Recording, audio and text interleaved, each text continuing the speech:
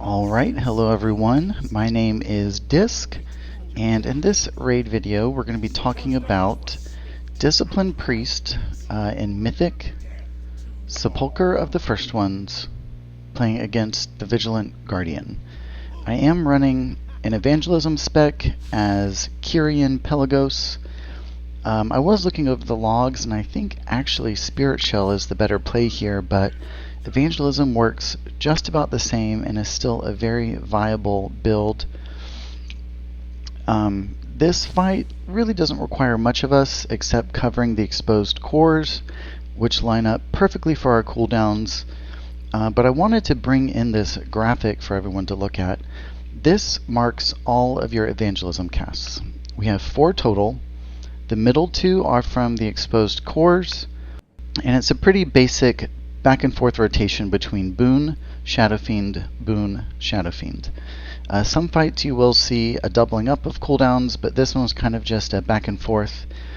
And within BigWigs, I have pretty much disabled everything except for the exposed core. I find most of the boss fight mechanics just become a natural cadence.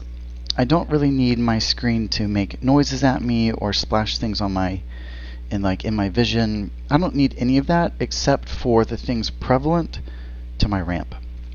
So yeah, the first ramp we kind of just throw it out because we have time to kill before the exposed core, and then the last ramp we want to delay it as the damage going out ramps closer to the boss's death.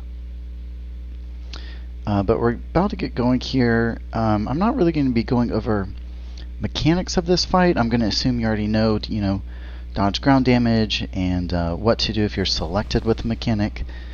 This is basically just covering the approach from a Disciplined Priest, how I go about it specifically, and the things that I monitor within my UI to help me, time my ramps. And we're about to get going here. This was a pretty good fight for me. I think I parsed a little lower than I'd like. I think it was like a 93 or 4% parse, but that is plenty good to give an example of what to do. And here we go, Vigilant Guardian Mythic. And this is no longer a prog fight for us, so I do PI myself here just to have some fun and try and parse. But a few things to look at with my UI is down by my raid frame, I have a little innervate icon. That is ERT. Has a really great feature where you can just click it and it will whisper the person. So here comes our first ramp. We do have a boon ramp to lead, and you need to get it going right off the top. So I double dot the boss, request innervate, and always open a ramp with Shadow Mend. The atonement backloads. And then I Rapture for 10 seconds, atoning half the raid. Had an amazing newfound resolve there, which I delayed for the end of my ramp. And then I Schism and Boon. In your Boon ramps, you always want to look for your combat meditation orbs. Sometimes they're hard to see, so I just kind of dance around and I can usually grab one. But you want to collect at least one before the ramp is over. A really nice way to boost your mastery. And in this time, we're just waiting for the exposed core, and we have 2 mini ramps. So I dump kind of heavy mana here, getting out almost 10 atonements for a mini ramp. And then I Schism and just practice my rotation.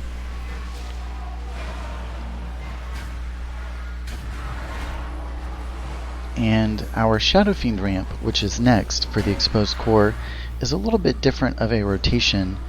After your 10 seconds of Rapture, you want to Radiance with a Shadowfiend and then your second Radiance. So you put the Shadowfiend in between your Radiance, and that is just the best sequence to min-max your ramp. And here we are about 15 seconds to expose core, but I had about 20 seconds till Evangelism, so there's a little bit of a discrepancy, but I want to delay my ramp until the 15-second mark, and that's because Atonement is only a 15-second buff. So I open with a Shadow Mend, 10 seconds of Rapture, and I Radiance, Shadow Fiend, Radiance. Lock it in immediately with your Evangelism, followed by a Schism, and then just practice your rotation. And that is a Shadow Fiend ramp. So here we are, just killing time. At about 5 to 6 seconds pre-Schism is usually when I start my mini ramp.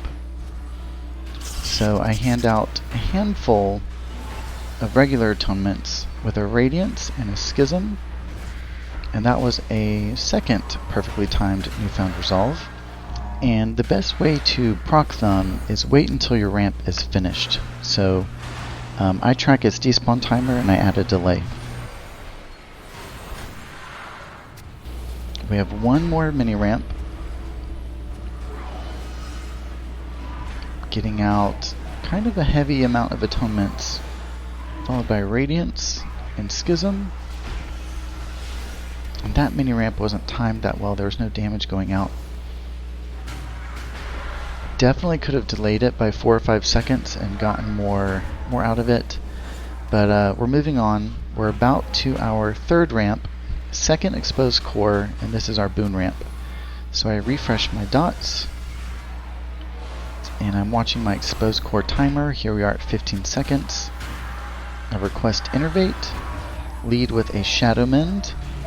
I get a second PI here, and I Rapture for 10 seconds, atoning half the raid. And then here's my double Radiance, lock it in with Evangelism, Schism, and Boon. And I weaved in a Penance as my second cast, Blast, Penance, Blast. I thought getting a dot spread might increase the HPS there, so that's what I did. And there's another Newfound Resolve, right in time for this mini ramp.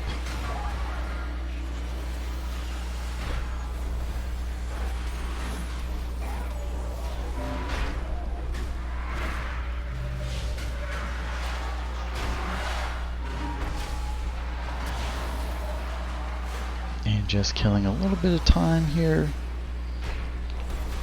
We only have one more major ramp, but we can fit in one more mini. So even with mini ramps, you can lead with a Shadow Mend. That backloaded atonement really does a lot for min-maxing your HPS. So that is a pretty thick mini ramp, but I'm pressing all my buttons here, trying to just do as much as I can. I have tons of mana, so that's not a problem. And my last ramp is even Shadow Fiend, which will regen mana.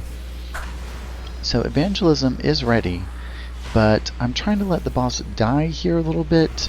The damage that goes out does ramp over time. So here's my ramp, open with a Shadow Mend, atoning with Rapture for 10 seconds, Radiance, Shadow Fiend, Radiance, immediately lock it in with Evangelism, Schism, a final amazing Newfound Resolve proc, and then just roll my rotation.